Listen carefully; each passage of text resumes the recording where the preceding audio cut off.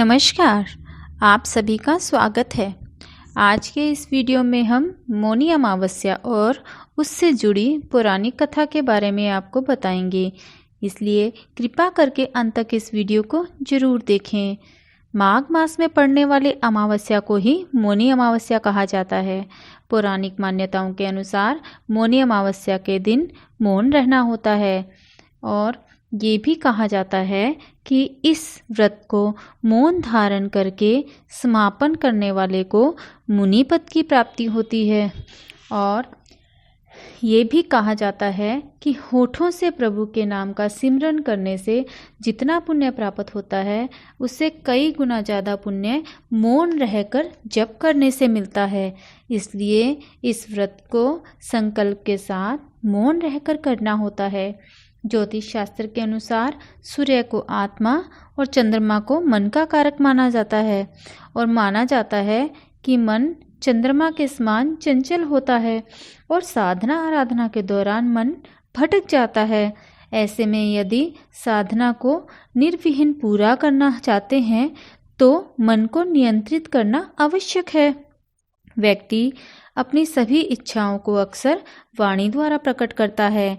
ऐसे में मन पर नियंत्रण पाने के लिए माघ मास में मौनी अमावस्या को मौन रहकर व्रत करते हैं। धार्मिक मान्यताओं के अनुसार इस दिन मन और वाणी को नियंत्रित रखकर करने से मोक्ष की प्राप्ति होती है। इस दिन भगवान विष्णु और पीपल के पेड़ की भी पूजा की जाती है। आइए सुनते हैं इस व्रत की कथा और इससे जुड़े फलों को। कहा जाता है, बहुत पहले समय की बात है, कांचीपुरी नगरी में देव स्वामी नाम का एक ब्राह्मण अपनी पत्नी धनवती और 7 पुत्र और एक पुत्री के साथ निवास करते थे। उनकी पुत्री का नाम गुणवती था। उन्होंने अपने 7 पुत्रों का विवाह बहुत ही धूमधाम से किया था। अब उनकी पुत्री की बारी थी, इसलिए उसने अपने बड़े बेटे को बुलाया और बहुत ही प्यार से बोला कि जाओ अपनी बहन के लिए उचित वर तलाश कर लाओ। लेकिन उनके जाने से पहले उसने अपने पुत्री की कुंडली एक पंडित को दिखाई। पंडित जी ने उनकी कुंडली में दोष बताया और उसके दोष को सुनकर पूरा परिवार संकट में आ गया। दोष यह था कि विवाह के पश्चात उनकी पुत्री विधवा हो जाएगी। यह सुनकर पूरा परिवार संकट में आ गया और देव स्वामी जी ने पंडित जी से इसका निवारण पूछा। तो पंडित जी ने कहा कि सुवा के भोजन करने से ही आपकी बेटी की कुंडली को दोषों से मुक्ति मिल सकती है। देव स्वामी जी ने सुवा के भोजन के बारे में पंडित जी से पूछा तो पंडित जी ने कहा, सुवा एक बहुत ही पुण्यवान धोबिन है जो सिंहल देव पर निवास करती है। उसने अपने जीवन में एक भी पाप नहीं किया। केवल उसी के पुण्य कर्मों के फलों के कारण आपकी बेटी की कुंडली के दोष मुक्त हो सकते हैं। पंडित की बात सुनकर देव स्वामी का छोटा बेटा अपनी बहन को साथ लेकर सिंहल देव की ओर निकल पड़ा।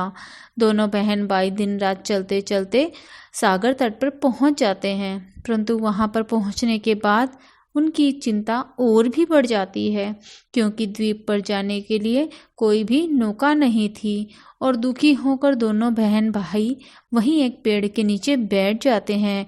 उसी पेड़ पर एक गिद्ध का घोंसला था जिसमें गिद्ध और उसका परिवार रहता था। दोनों भाई बहन पेड़ के नीचे बातें कर रहे थे तो घोंसले में बैठा शिशु गिद्ध उनकी बातें बहुत ही ध्यान से सुन रहा था और उनकी परेशानी देखकर वो भी दुखी हो गया।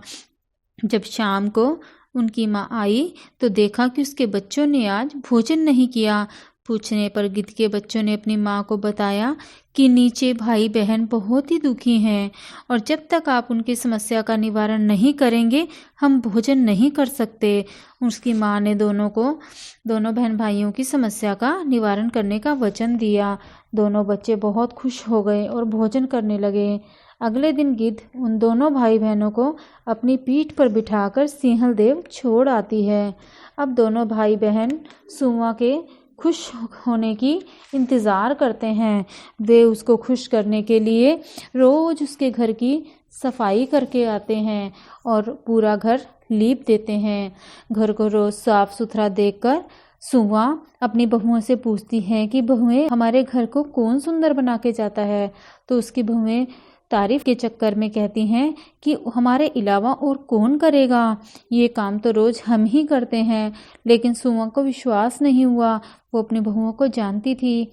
फिर एक दिन सुआ सुबह जल्दी उठकर देख लेती है कि देव स्वामी की बेटी रोज उसका घर साफ करती है। यह देखकर सुआ बहुत ही प्रसन्न होती है और देव स्वामी की बेटी से इसका कारण पूछती है।